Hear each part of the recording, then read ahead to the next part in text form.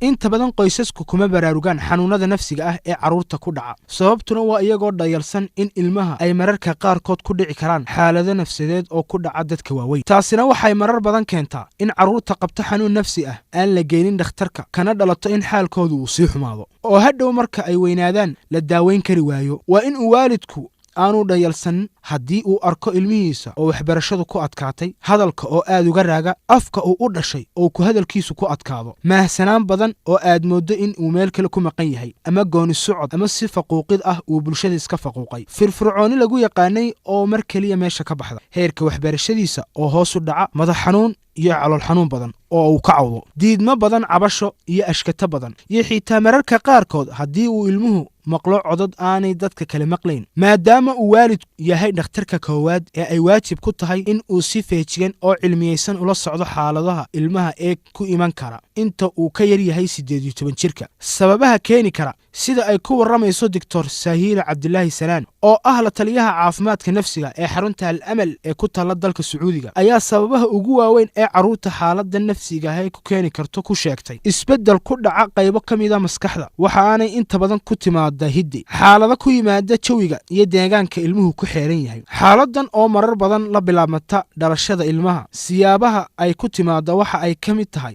xiriirka uu ilmuhu waalidkiisa la leeyahay oo aan fiicnayn iyo sidoo kale dhibaatooyinka bulsho iyo cadaadiska ka dhasha ugu dambeyntiina waxay Dr. Sahiila sheegtay in xaaladahan inta badan si waalid u daaweyn karo waa si haddii uu goor hore ogaado isla markaana uu fahamsan yahay siyaabaha nafsiga ah ee ilmaha loo dabiibi karo